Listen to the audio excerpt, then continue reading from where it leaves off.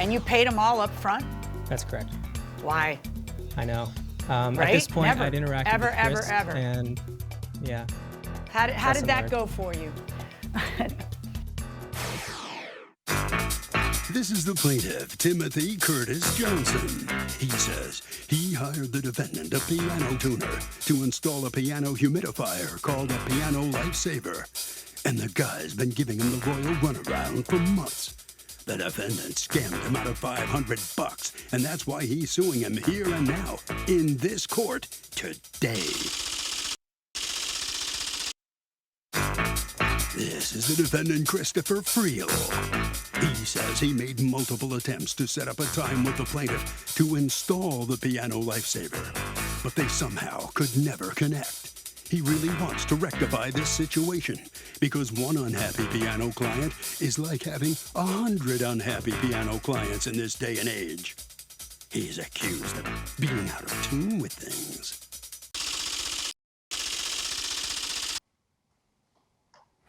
All parties, please raise your right hand. What you are about to witness is real. The participants are not actors. They are actual litigants with a case pending in civil court. Both parties have agreed to drop their claims and have their cases settled here before Judge Marilyn Milian in our forum, the People's Court.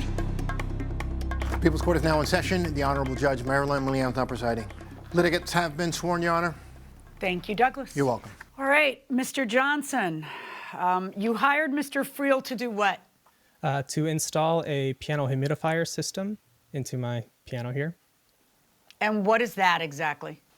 Humidifier system basically regulates the amount of humidity inside a piano. It's a external device. It's about this large, and you put it inside of the piano.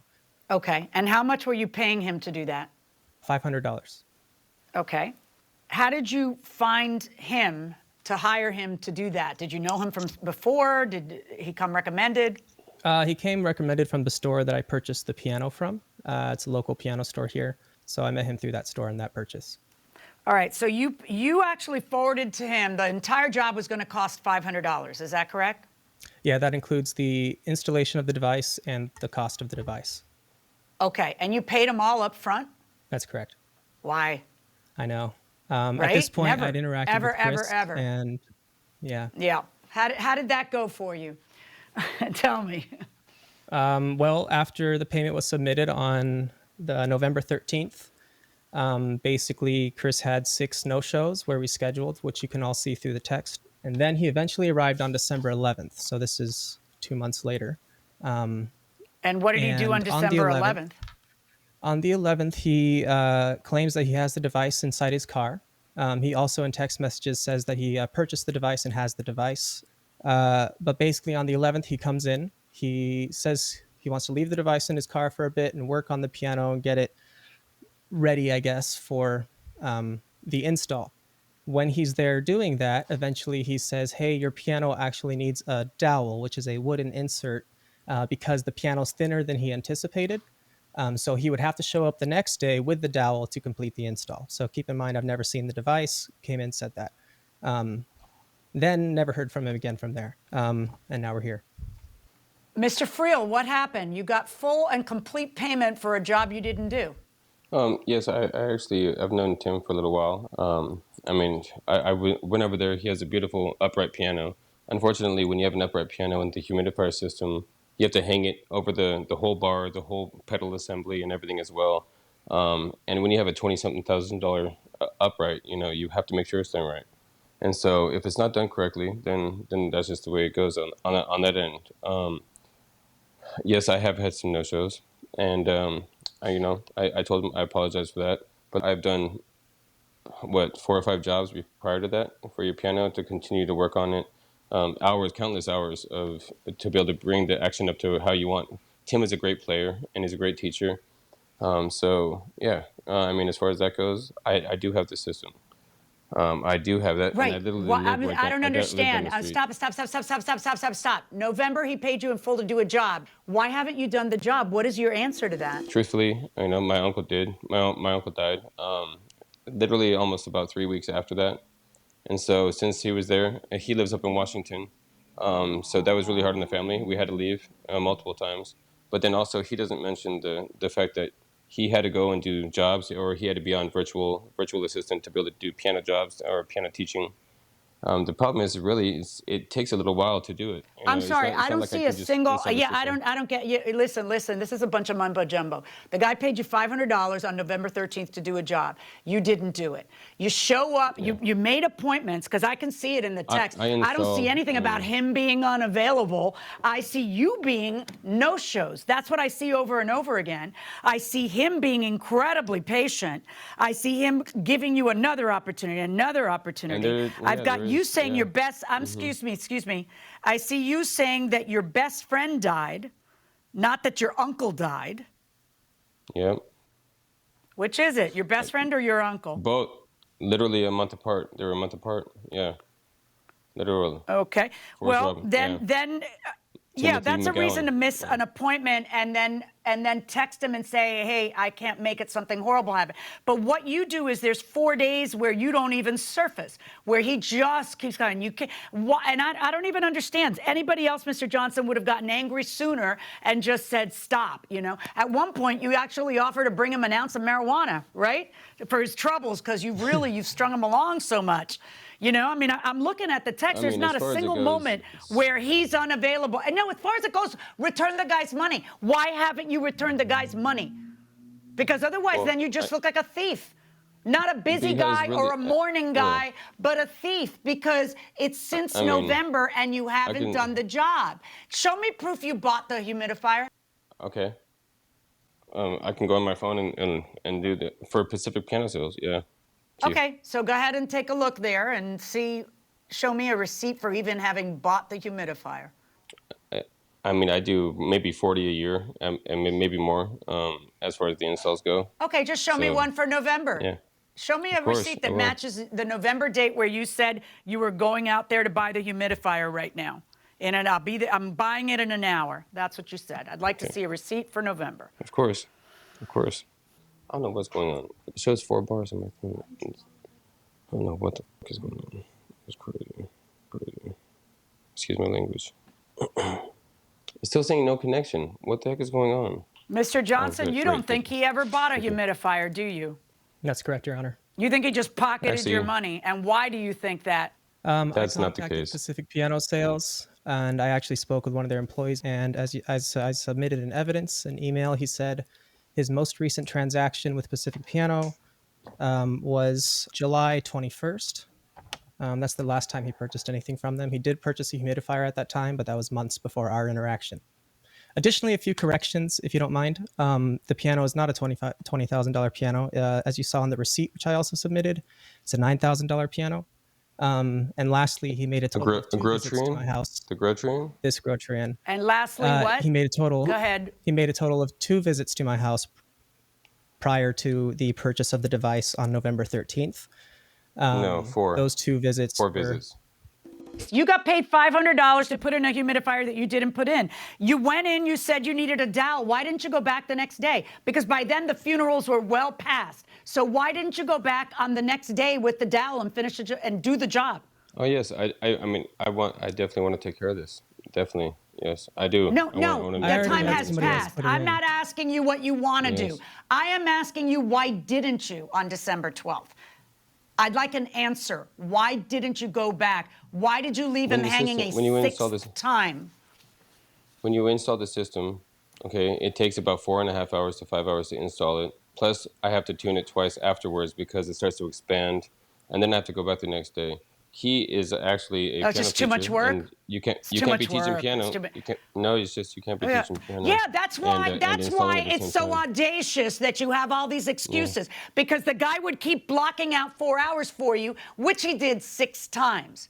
I can see you. You know I can see you when you're raising your eyebrows to whoever's in the room, right? I can see you, all right? Listen, over and over. The guy would make an appointment with you, block off those hours, and guess who was a no-show? The guy who didn't teach for a living. So you just keep no-showing, he keeps giving you chances, and you don't do it, and it's everybody else's fault. The dog ate my homework, I'm mourning my best friend. Oh, no, wait, I'm mourning my uncle. It's ridiculous. Give him back the $500, which is what you should have done before you walked into my courtroom.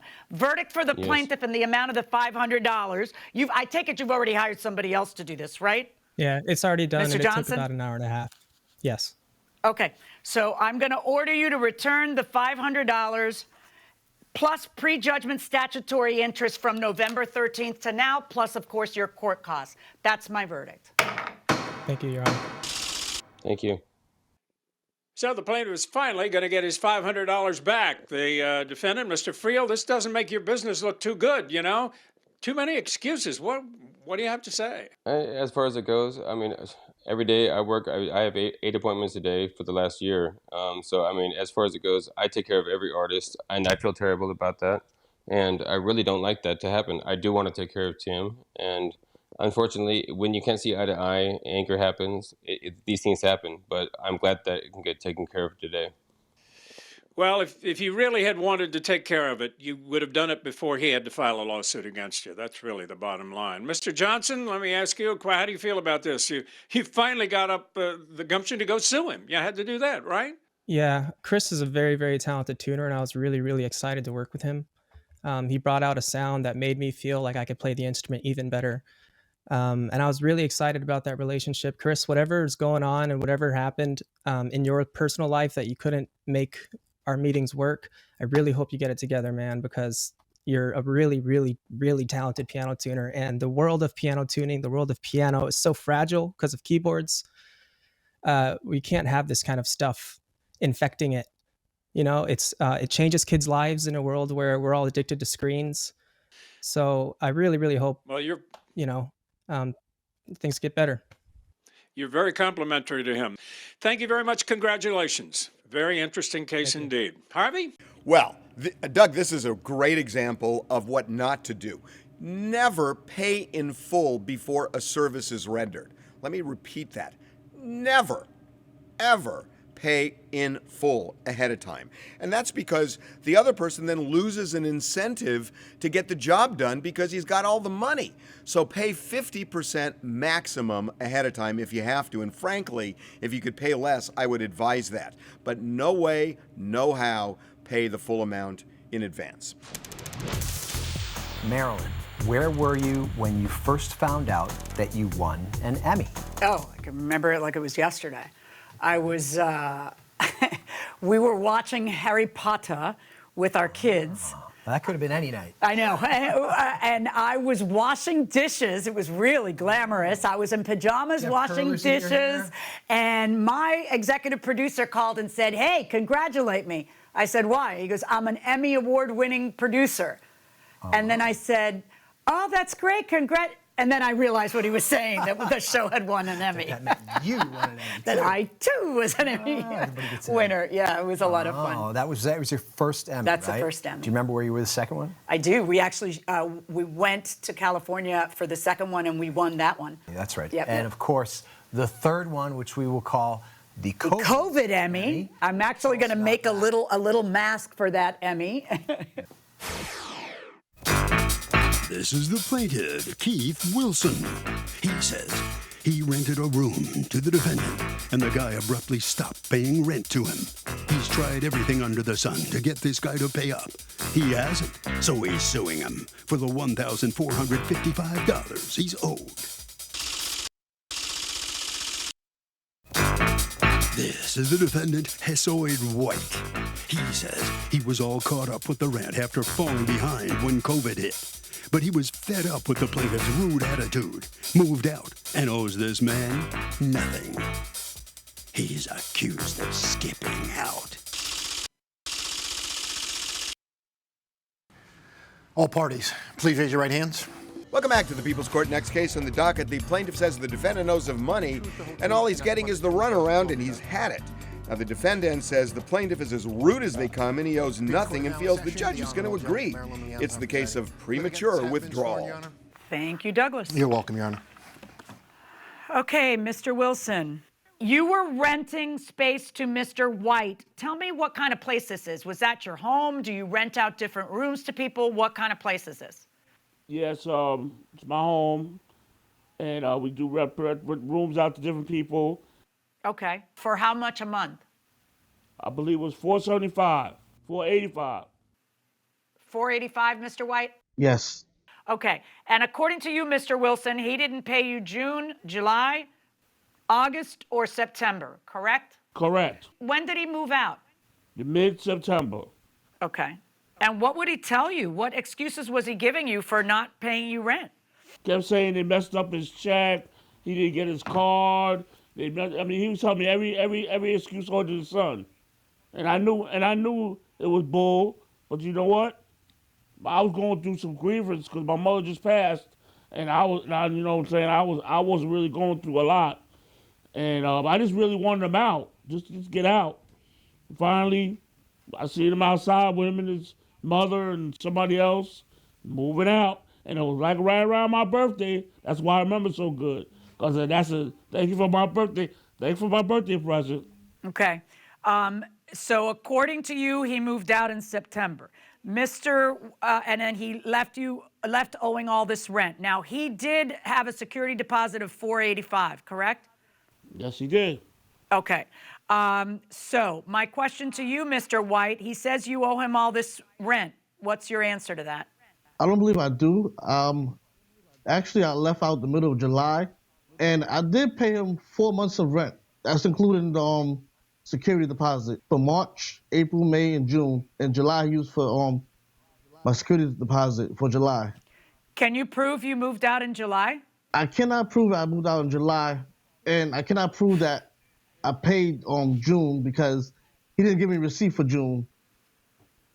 What do you think's going to happen? If you can't prove that you paid something because you paid in cash without getting a receipt, you can't just come into court and say, did too. So, I understand and if you left in July, then that also means you didn't pay July. So June and July, you are admitting to. And now what we have is August and September to discuss. Where were you living in August and September, according to you? I moved with my mother. Okay. So is your mother here to testify? No, she's not, unfortunately. Okay. Well, he says he very clearly, I found it interesting that in your answer to the complaint, you say, I vividly remember leaving in July, which is a funny choice of words. When you left, a move is a big thing. It's a stressful thing. And if you have witnesses to your move because you've been living at your mother's house, it should be very easy for you to prove that you've been out of there since July. Prove to me that you've been out of there since July. Mr. Wilson, do you have proof that he was still there in September? For example, were you sending him any texts in August or September telling him I need the rent or you need to get out or something like that that would show me that he's lying and that he didn't leave in July? Well, you have a receipt from the court in Schenectady that I filed in July.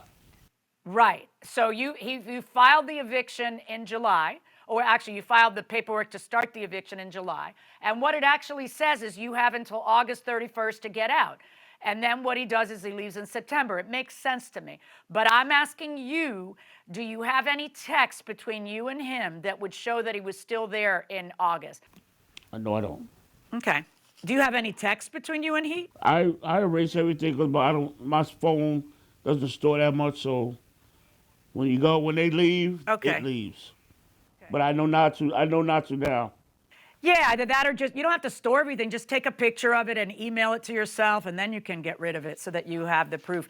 But you should always probably video someone leaving, because then that'll be date stamped also. And then you don't have a swearing match. But Mr. White, you are the person in the unique position to be able to prove to me when you left.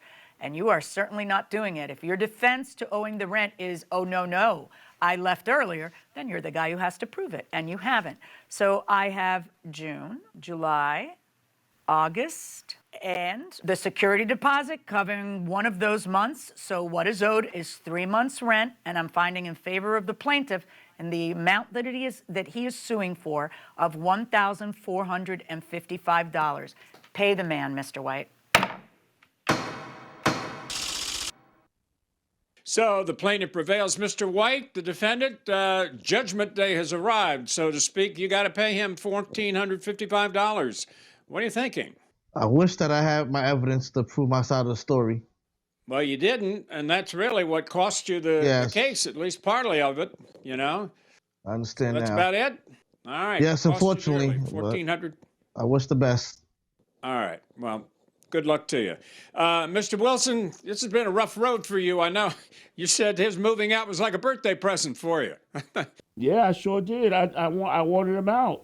Yep. Well, you're going to get the money, $1,455, just what he owes you, and obviously it was worthwhile going through that. What about filing the lawsuit? You glad of that? You did that? Well, I just wanted my case to be won. That's it. That's as far as it's gonna go. Do you have many problems like this with renters who come in to live in your house with you? Fortunately, it happens. I mean, I got another one that I had to take to court as well. Well, I'm sorry for maybe you should be more selective about who you let move in with you. Anyway, that'll do it for the case. It's pretty cut and dry. Right. You win and you get your money back. Okay.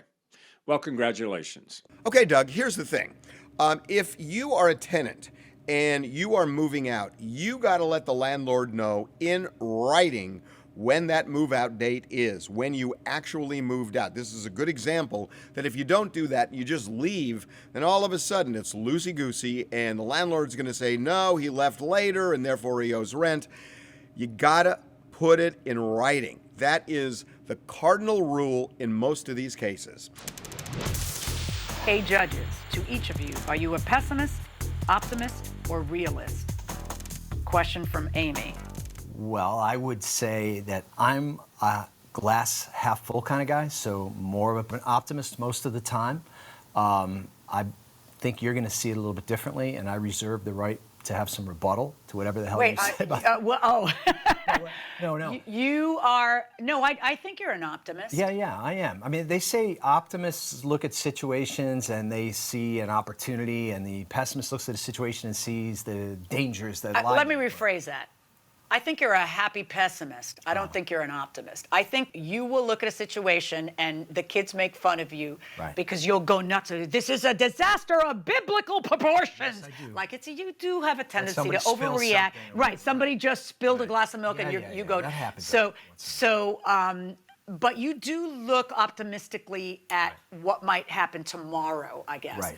And you're happy. The problem with being a perpetual optimist, or usually an optimist like me, is that you end up getting bit by the same dog over and over and over. Exactly, which is why I am what I like to call a realist. Yes. If you expect nothing, you will not be disappointed. Right. I just assume that things are going to go wrong, so I plan for it. Right. And it's a tough way to go through life, but I am seldom disappointed. No, that's true. Right. This is the plaintiff, Sean Lopez. He says he purchased a boat from the defendant who advertised it as being in good condition. And when he took it out on the water, the thing flooded and it almost sank. He had to be rescued. He's lucky he didn't drown. And is suing this false advertiser for the $2,425 he's now owed. This is the defendant, David Hampton. He says the plaintiff ran the boat aground, damaging the engine, and is now trying to get him to return his money so he can buy another boat. The landlubber ruined the boat. There's no way he's returning his money. He's accused of being all wet. All parties, please raise your right hands. Welcome back to the People's Court. Next case on the docket. The plaintiff says that he bought a boat from the defendant. The very first time he put it in the water, it started taking on water and almost sank. But the defendant says that the landlubber ran the thing aground and now wants his money back? Come on. It's the case of aye, Captain. Thank you, Douglas. You're welcome. Mr. Lopez, you saw a boat advertised by Mr. Hampton where? On Facebook Messenger. Okay, so what did you do when you saw the boat? I reached out, seeing what the boat condition was. asked very specific questions if it was water ready. Obviously, you don't want to buy a boat that you can't use, right? So he stated that he did, that it was. And so I went to go looked at the boat and purchased it the same day. All right. So now he was selling the boat. Is this the advertisement that you saw? Yes. Okay. Great boat, runs good, rebuilt carbs. That's what, the carburetor? Correct. All new seals, new impeller, current tags. Okay. Did you test drive the boat at all, Mr. Lopez, or no? No, he stated that it wasn't ready to touch the water until the carburetors were adjusted. So same day, Okay. as soon as I picked it up, I took it to the shop right next to the lake. Okay. Why not make him adjust it before you buy it instead of buying it? Like In other words, you bought it, like you're saying, I didn't test drive it because I couldn't. Okay, well, then don't buy it, right? That's one option. Right. It was on sale for $2,500 is what he was asking. What did you end up paying? 1,700. 1,700. Okay. All right. So you Yes. take it to the boatyard, and what happens? What does the boatyard tell you? Well, they stated it needed more work than he stated. I have the paper here where they literally adjusted all of it on there, the list of what was needed to be done. And so I still got the work done since I had already bought the boat, needed to take it on the water. And once they adjusted What work did they have to get done? the carburetors, the impeller needed to be replaced, the starter needed to be rebuilt.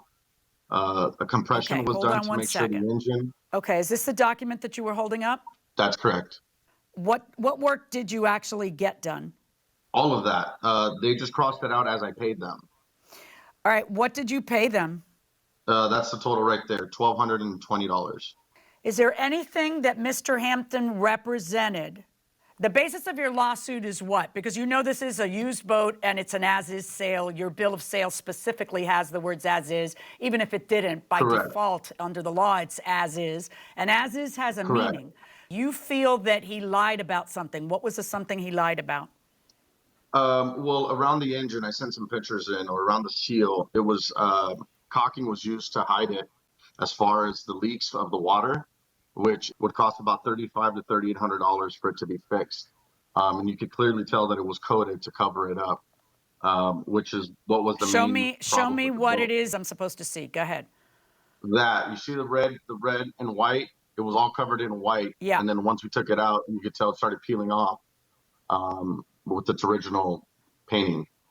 But everything around that was caulking or maybe epoxy white plastered.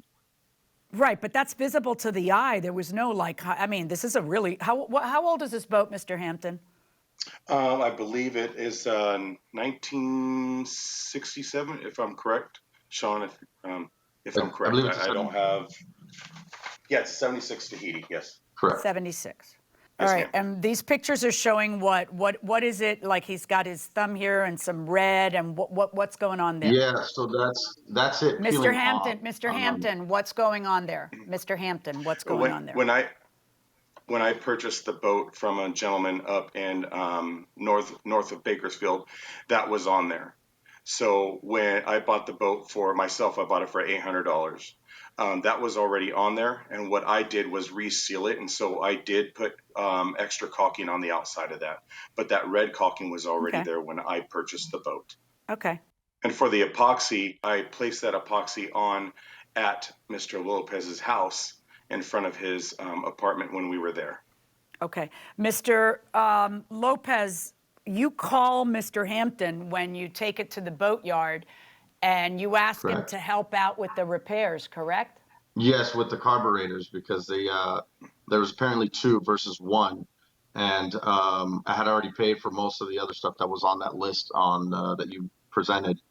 And he was kind enough to go ahead and he's like, yeah, you know what? He felt bad and he went and paid them $200 for one of the carburetors. So he paid $200 for one of the carburetors. So on what basis do you get to return not just return the boat, you want him to pay for all the repairs and pay you what you paid for the boat, and so you get a free boat that's repaired. But tell me what is the legal thing he did wrong? I feel that in the ad, when I asked him clearly if it was water ready, clearly the boat was not. And as you could tell from the pictures, the caulking on there is kind of what was misleading, right? Because if I would have saw that, I definitely would not have purchased that boat, knowing that there could be leaks, issues of that sort. But he started the boat up when we were there, so he sounded good. He said it was just a carburetor, so I took it to the shop. It got going. But once we got into the water is where the big problem really came into place. Mr. Hampton, let me hear from you. Yes, ma'am. I did tell him that day that we were in front of my house that, or actually it was on the phone, that if he wanted to pay for the fee to take it out to the lake, he can. And that I did tell him, I did re-caulk around that. But I never had it on the water. I put that in a text message or in the message that I sent over for the evidence that I never had it out on the water. All I did was I stuck water inside the boat as you fill the boat up, because I do part-time, I recondition little boats and etc. And I put the water in the boat, no water came out. I never had it out on the water at all at that. Okay. So when I got the call, I told him in the message, I'm sorry, but I didn't know anything about this. I wasn't Right, trying but my to. question to you is, when you tell him that I've never had it out on the water, was that before or after he bought it? That was before I bought it. I told him that Okay. in my front yard, we can take it out if you wanted to pay the fee to take it out onto the lake. And he goes, well, I'll go by your word. And that's all I had on that. And I told him it was rudder ready. It was rudder ready. It ran, etc. It was ready to go. I didn't know anything about that. All I did was reseal that, recaulk it, because I seen that. And I didn't know any water was going to come in. I don't know that is not my ability to know that. I don't know the mechanics of that part of it. But No, that's why redid the motor. everybody should, before they make a several $1,000 purchase, test it. But nobody wants to spend. What does it cost to put it on the lake? $100? Like what would it cost? $25. $25, but nobody wants to pay $25 and put it on the lake and see if they really want to buy it. They just, hey, you're a stranger. Let me go by your word, and you have no expertise. Let me go by your statement. Great boat, Mr. Lopez. And you have an additional issue, Mr. Lopez, which is that you complain about it, and then the guy, instead of saying, hey, tough, as is, like most of my litigants do, he turns around and pays $200 towards your problem. Which one might call accord and satisfaction. And that's a new agreement between you guys that supersedes anything else. But I don't even have to get to that, because I'm looking at your bill of sale, which is clearly as is. And I'm not really seeing any of the stuff that you paid for. It doesn't show. For example, if a guy says these are 4 brand new tires, and it turns out, no, they're not. Well, you lied. That is a specific warranty. Can you point to anything other than that he says, great, yeah, great boat, it'll be great? Other than that, is there anything specific? For example, he had said that he put in a new carburetor. It turns out now there's 2. So he went ahead and he paid for the other one. He says that there were new seals. Did you find out that was a lie? He says it was a new impeller. Did you find out that was a lie? Was there anything he lied about to you? Yeah, those part adjustments definitely were part of that. I'm not saying that he lied, but when I did take it to the shop, they did say all the things that he did say that did not need to be replaced were replaced. And they are in the messages that I included in there. He said he changed the impeller, the starter, but that wasn't the case. I still paid those as well. And well, you paid somebody else to change the impeller. Hold on one second. What were you saying, Mr. Hampton? I did not change the starter. When we were in front of my house, I started up the boat for him. When they took it to the shop, all of us, they gave me a call. He said, hey, the starter needs to be replaced. I just started in front of the house, 20 minutes ago. Right. Now, the impeller you had replaced, correct? And I saw a receipt for the impeller. Yes, I do have the receipt right here. It's a really simple thing to put in. You take the 4 bolts out, put it in, put the 4 bolts back in, done. And the carburetor you had replaced, I guess there were 2, but you replaced 1, is that correct? There's 2 carburetors. I rebuilt the carburetors. I have the receipt for that as well. I rebuilt the whole carburetors. I saw that. I just did not know how to adjust them because they have to coexist with each other. It's kind of ridiculous on those on those motors. So I told him, hey, you would have to get these adjusted. I don't know how to adjust them currently or accurately. So that's when he went to take them down. When he said that it was going to cost, $400 to have them done, I felt bad. I was like, wow, that's a lot for a carburetor adjustment. So I talked to my wife. We decided, go ahead and give him the $200 for that. And he did say at that point, hey, if you do pay for this, I'll leave you alone from here on out.